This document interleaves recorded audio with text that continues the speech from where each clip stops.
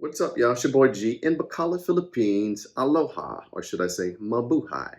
So you're a foreigner and you want to start a small business here in the Philippines, do you?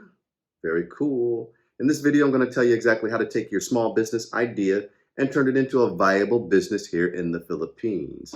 Let's go.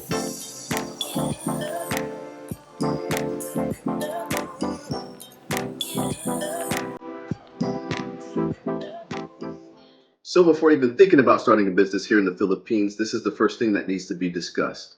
Coming here and starting a business in the right spirit. We are foreigners, this is not our home. Please don't come here unless you have genuine interest in turning this place around or leaving it better than how you found it. You may see Filipinos throw trash on the ground, you may see them contaminate the rivers, you may see them pollute the air. Hey, it's their land and that's their business. Just make sure that you don't. If you come here and only concerned with making money and don't care who you hurt and who you affect in the process, then just stay home. Respect the land, respect the community, and respect the people. Period. You also have to understand that the government doesn't want you to replace the Filipino workforce. The goal will always be to work on your business and not in it. Meaning, you want to be responsible for managing, directing, and running your company. You don't want to be pushing a broom, wiping, cooking, and stuff like that. Hire employees to do those tasks and focus on managing the company. Now, some of you wish to be digital nomads, living here, doing your business online, for instance, drop shipping. If your income will be in US dollars and you pay the US government taxes, then that's not the type of business we're talking about. I'm talking about physically incorporating and paying taxes here in the Philippines. The first step in creating a viable business here in the Philippines is creating a business plan. The more comprehensive and detailed the business plan is, the better off you'll be. Why? Because you can always scale down if you don't get the expected starting capital or if things just get too overwhelming. Here are the things to include in your business plan.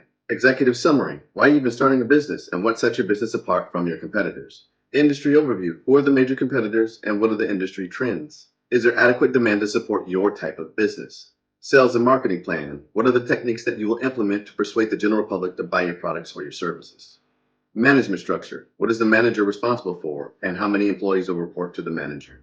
Operating plan, the company's physical requirements just to operate, such as office space. If you have a brick and mortar location, what size do you need? What machinery do you need? How many employees do you need? What supplies do you need? And where will you find your inventory? And financial plan, one of the most important pillars in your business plan.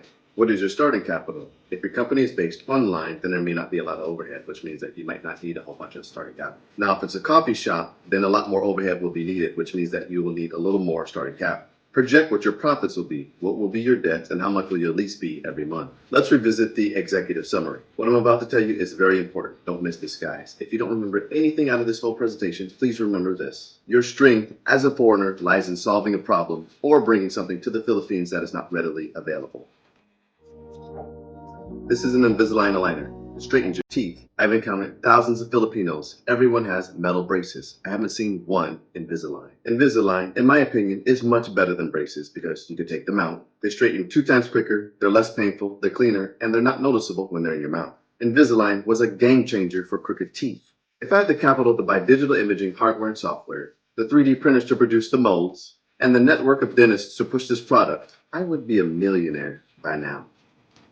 What's up, y'all? My apologies, I had to move it to the car. So Invisalign is a great product, but the Philippines hasn't caught on to that yet.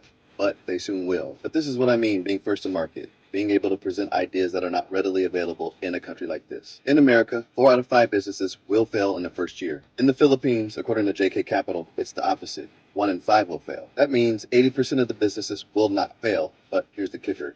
If you're looking to get wealthy off of your business, then don't. Don't expect huge profits here. It may take months or even years to become profitable. You may have to make the determination on whether or not it's worth it and put that in your business plan. For instance, if you still haven't met certain deliverables and you've been in business for a couple of years, then it might be wise to just cut your losses and close the business down. Regroup and come up with another business plan. So let's discuss the professional team that you'll need to build in order to have the best outcome for success. Just remember the word bail. Bank. You're going to want to set up a bank account. Different banks may require different criteria to start an account. For an example, they may require that you've lived in the Philippines a certain amount of time. Accountant. An accountant will help you become a legal entity. They'll take care of all of your tax documents and required permits. Insurance. If your customers fall in your establishment or an employee gets hurt, you are going to need insurance to cover that. You also may need to offer insurance to your employees. Lawyer. Lawyers are not expensive here in the Philippines. Just keep in mind, it's illegal for lawyers to advertise. Therefore, lawyers will not find you. You will have to be proactive in finding a lawyer. Have the lawyer draft legal docs to protect you and your business. In the Philippines, if you set up a business as a foreigner, 60% has to be owned by a Filipino citizen. To gain a little more control, you may want to put your company under a trust. Putting your company under a trust will give you control over who you appoint as a trustee. Most people just put their wife or their significant other. You will have the ability to outline what their responsibilities are. And if the trustee is not making decisions that are in the best interest of your company, then you have the authority to switch your trustee. If you don't set it up this way, then 60% of your business will have to be owned by Filipinos and your authority will be limited. Talk to a lawyer about setting up a trust and the parameters of your authority when implementing that strategy. Again, I mentioned appointing your wife as a trustee, which brings me to this next point. If you can, absolutely help it. Don't mix business with family. In terms of physical labor, your business may require a lot of help in the beginning, and that help is likely to come from friends or family member of maybe your significant other or your wife. And if there's any tension with those family members, that'll eventually affect your business, especially if your business is too reliant on those individuals. So as much as possible, try not to mix the two. This will help you maintain healthy boundaries and keep healthy relationships with those family members. It will also allow your business to stay professional and run efficiently without any hiccups due to family tension. The next step would be the fun part, to implement your idea. What you could do now is bring everything that was mentioned in your business plan to life.